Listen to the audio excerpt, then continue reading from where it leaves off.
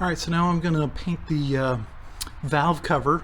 You got to get some heat resistant paint. So, I decided I'm going to clear coat it as well. I wanted to get a paint that was really close in color to what I did in the wheels. I think this is pretty close, same brand and everything. So, degreased it, washed it off, cleaned it, prepped it, got it all ready.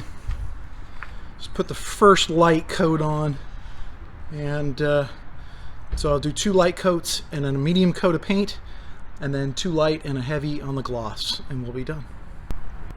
Alright, so paint is on, so 2 light and 1 medium. Turned out pretty good after cleaning it and sanding it down. So now I'm going to put some clear coat on it, and hopefully it'll give it a really nice shine.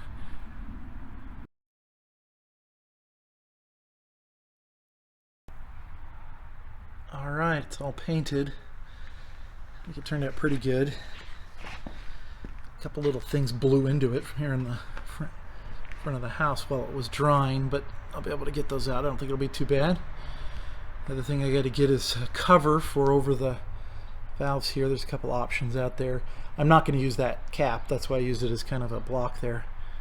So now I got to give it some time to dry, and technically I'll be ready to close up the top of this thing and get back to piecing it together. It's going to look really good.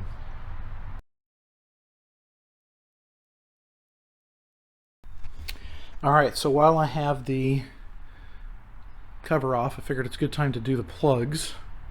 And it's probably a good thing that I did. They are, you know, they're worn. They're not worn out, but they're definitely worn. Luckily, none of them, I got all 4 of them out, none of them look, you know, really bad, like I've got a problem in the engine. So that's the good news.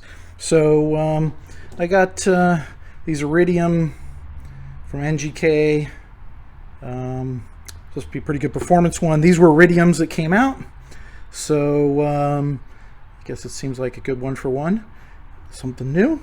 And one thing to always do, always put not Loctite, the opposite of Loctite, the grease on here to keep it from getting stuck. These didn't have them. A few of them were really snug. You know, you get a little water in there or something and the corrosion gets to them. You don't want one getting broken off or getting stuck in there.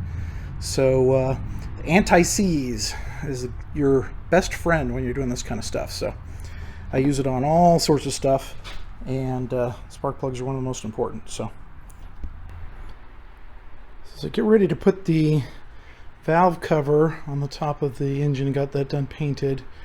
Got the edges all cleaned up, so I gotta put that together. One of the things that's mentioned is swapping out the fuel rail.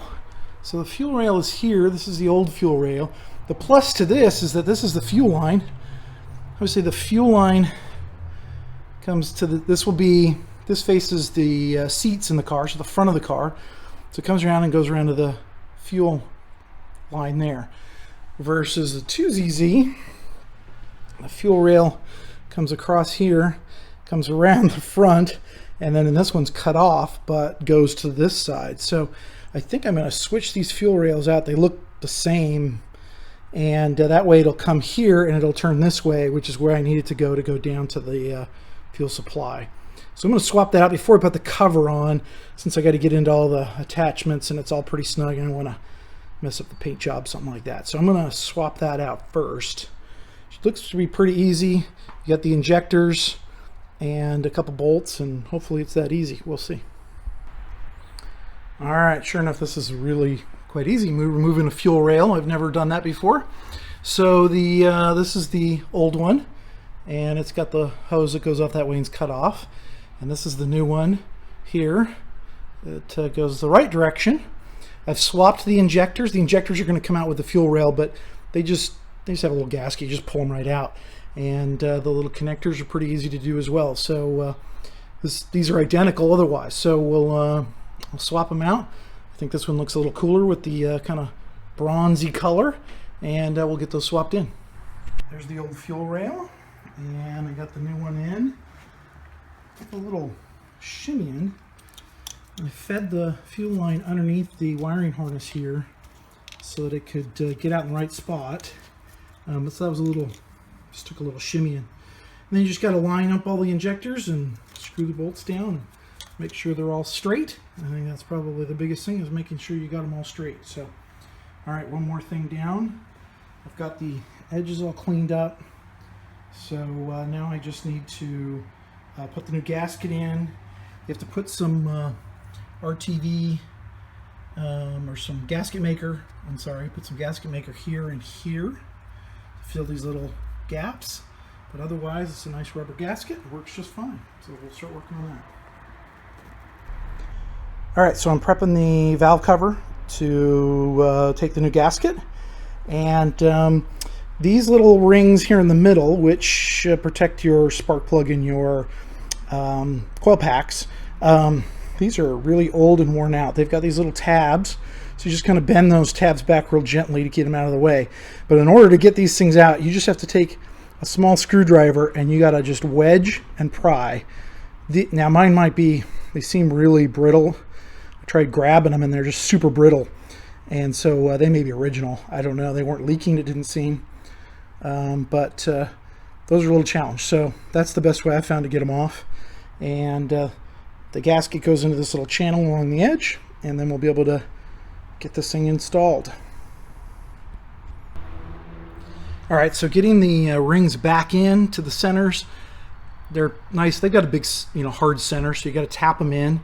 So rubber mallet and a socket extension worked pretty good so that you didn't bang anything around. You had real good control. So I got those tapped in and the tabs in place. Gaskets in. So we'll go lay this thing on and see if we can't get it sealed up. All right, so the valve cover's back on. You got the coil packs in there and the valve cover on. Again, you put some little dab of RTV where the valve or the chain cover attaches to the block. You'll see the spots are real easy to see. Lay it all out. So you got to do a little shimmying because there's a spot here that goes into oil pickup, and you got to line up all these with the holes and that. But to get it on there nice and snug, get all the bolts around the outside. Here's, I could tell, 8 foot-pounds to wrench that down.